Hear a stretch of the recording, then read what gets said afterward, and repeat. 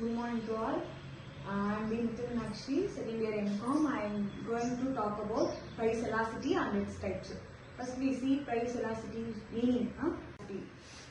Price elasticity means ஒரு பொருளோட ஒரு ப்ராடக்டோட டிமாண்டும் அதோட ப்ரைஸையும் வச்சு கம்பைன் பண்ணி பார்க்கறது ப்ரைஸ் எலாசிட்டி.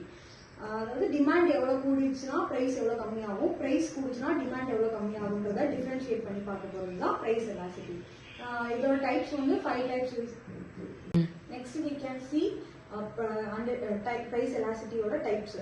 அதில் வந்து 5 டைப்ஸ் இருக்கு. ஃபர்ஸ்ட் ஒன் வந்து perfectly elastic demand, second one வந்து perfectly inelastic demand, third one relatively elastic demand, fourth one relatively inelastic demand, fifth one unitary elastic demand. இதை பற்றி ப்ரீஃபாக இப்போ பார்ப்போம். First type, the perfectly elastic demand. When a small change in a price of a product causes a major change in its demand, it is said to be perfectly elastic demand. In perfectly elastic demand, a small rise in a price results in fall in demand to zero. When a small fall in demand to zero in price cause increase in demand to infinity. In such a case, the demand is perfectly elastic or EP is equal to zero. இப்போ perfectly elastic demand அப்படிங்கிறது ஒரு ப்ராடக்ட்ல ஒரு ப்ரைஸில் ஒரு சின்ன change ஏற்பட்டாலும் அந்த demand, அந்த ப்ராடக்ட் உள்ள டிமாண்ட் வந்து குறைய ஆரம்பிச்சிடும். சரியா? என்ன நம்ம ₹1 கிட்ட 1% கிட்ட ஒரு ப்ரைஸை வந்து இந்த இதில் நம்ம கூட்டணும் அப்படின்னா அந்த ப்ராடக்ட்ல உள்ள டிமாண்ட் வந்து குறைய ஆரம்பிக்கும். ஏன்னா அதே அமௌண்ட்டுக்கு வேற ஒரு ப்ராடக்ட் இருக்க போய் நம்ம இந்த ப்ராடக்ட்லேருந்து கூட்டணும்னா அந்த ப்ராடக்ட்டுக்கு எல்லாரும் மாறுறதுனால இந்த ப்ராடக்ட் நம்மளோட ப்ராடக்டோட டிமாண்ட் வந்து குறைய ஆரம்பிக்கும். அதுதான் perfectly elastic demand. The second type of price elastic demand, the perfectly inelastic demand. The perfectly inelastic demand is nothing but the perfectly inelastic demand is one when there is a no change produced in the demand of a product with a change in its price. The numerical value of perfectly inelastic demand is 0, EP is equal to 0. இது perfectly inelastic demand அப்படின்னா வேற ஒன்றும் இல்லை. Perfectly elastic டிமாண்ட்னா என்ன சொன்னோம்னா ஒரு ப்ரைஸில் சின்ன சேஞ்ச் ஏற்பட்டுச்சு அப்படின்னா அதை விட டிமாண்டும் குறைய ஆரம்பிக்கும். ஆனால் பர்ஃபெக்ட்லி இன்எலாஸ்டிக் டிமாண்டில் அப்படி கிடையாது. அதோட அப்படியே ஆப்போசிட்டாக இருக்கும். என்னன்னா நம்ம ப்ரைஸில் என்னதான் விலை கூடுனாலும் டிமாண்ட் வந்து அப்படியே இருக்கும். இதுக்கு எக்ஸாம்பிள் என்ன சொல்லலாம்னா டேப்லெட். ஒருத்தவங்க ஒரு டேப்லெட் யூஸ் பண்ணுறாங்க அப்படின்னா இன்னைக்கு 2 டேப்லெட் தான் வாங்கணும் அப்படின்னா அந்த 2 டேப்லெட் தான் வாங்குவாங்க. அமௌண்ட் கூடுதலாக இருக்குன்றதுக்காக ஒரு டேப்லெட்டோ இல்லை அமௌண்ட் கம்மியாக இருக்கிறதுக்காக 3 டேப்லெட்டோ வாங்க மாட்டாங்க. Relatively elastic demand. Relatively elastic demand refers to the demand when the appropriate change to produce in a demand is greater than the appropriate change in a price of a product.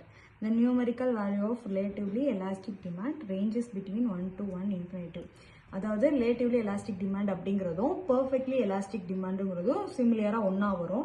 என்ன difference அப்படின்னா அதில் வந்து price change ஆனால் டிமாண்டும் குறைய ஆரம்பிக்கும். ஆனால் relatively elastic டிமாண்டில் 5% வந்து இப்போ ப்ரைஸில் வந்து சேஞ்சஸ் இருந்துச்சு அப்படின்னா டிமாண்டில் வந்து அதுலேருந்து பாதி, அதாவது 4% இது மட்டும்தான் மாற்றம் கொடுக்கும். ஃபுல்லாக வந்து டிமாண்ட் வந்து மாறாது. ஒரு 10 பேர் வாங்குறாங்க அப்படின்னா அந்த இடத்துல 5 பேர் வாங்குற மாதிரி குறையுமே தவிர மொத்தமா இந்த ப்ராடக்ட்ல இருந்து இன்னொரு ப்ராடக்ட்டுக்கு ஷிஃப்ட் ஆக மாட்டாங்க. அதுதான் relatively elastic demand. Next we can see fourth type of price elastic demand. Fourth type is relatively inelastic demand. அதாவது relatively inelastic demand is nothing but the relatively inelastic demand is one when the percentage change produced in the demand is less than the percentage change in the price of a product. அதாவது டிமாண்ட்ல எந்த அளவுக்கு மாற்றம் ஏற்படுதோ அதை விட கம்மியான மாற்றம் தான் டிமாண்ட்ல ஏற்படும். இப்போ 5% வந்து பிரைஸ்ல மாற்றம் ஏற்படுச்சுன்னா 1% தான் டிமாண்ட்ல மாற்றம் ஏற்படுமே தவிர மற்றபடி பெரிய அளவு வந்து மாற்றம் வந்து ஏற்படாது. ரிலேட்டிவ்லி எலாஸ்டிக் டிமாண்ட்ல என்ன சொன்னேன்னா 5% மாறினா அதுல இருந்து பாதி 4% வந்து டிமாண்ட் குறையும், மற்றபடி ஃபுல்லாக குறையாது. அதே மாதிரி ரிலேட்டிவ் இன்எலாஸ்டிக் டிமாண்டில் வந்து 5% ப்ரைஸ் விலை கூடுச்சுன்னா 10ல் இருக்கிறவங்க 4 பேராவது இந்த ப்ராடக்டை வாங்குற அளவுக்கு தான் டிமாண்ட் இறங்குமே தவிர ஃபுல்லாக இறங்காது. And then last step of types of price elastic demand is unitary elastic demand. Unitary elastic demand is nothing but when the appropriate change is a demand produce the same change in the price of a product. The demand is referred to unitary elastic demand. EP is equal to 1.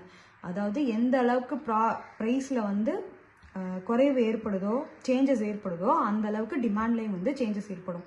இதுவும் perfectly elastic டிமாண்டுக்கும் எல்லாமே similar தான். என்னென்ன difference இருக்கும் அப்படின்னா அதில் வந்து எந்த அளவுக்கு சேஞ்சஸ் ஏற்படுதோ அந்த அளவுக்கு டிமாண்ட் குறையும்னு சொல்லுவாங்க. இதில் வந்து ப்ரைஸ் கூடுச்சுன்னா டிமாண்டு இதாகும், ப்ரைஸ் கம்மியாச்சுன்னா டிமாண்டு குறையும். இதில் வந்து பெரிய அளவு மாற்றம் எதுவுமே ஏற்படாது. ப்ரைஸில் என்ன மாதிரி சேஞ்சஸ் ஏற்படுதோ அதே சேஞ்சஸ் டிமாண்டில் ஏற்படும். அதுதான் unitary elastic demand. These are the meanings and types of price elastic demand. இது சிம்பிளாக சொல்லணும்னா, இப்போ நான் ஒரு ப்ராடக்ட் ப்ரொடியூஸ் பண்ணுறேன் அப்படின்னா அதில் நான் ஏதாவது ப்ரைஸில் சேஞ்சஸ் ஏற்பட்டுச்சுன்னா அதனால என் ப்ராடக்ட் டிமாண்ட் அளவு, குவாலிட்டி டிமாண்ட் அளவில் என்னென்ன சேஞ்சஸ் ஏற்படுது அப்படிங்கிறத பார்க்கறதுக்கு தான் ப்ரைஸ் எலாஸ்டிக் டிமாண்ட் யூஸ் பண்ணுறேன்.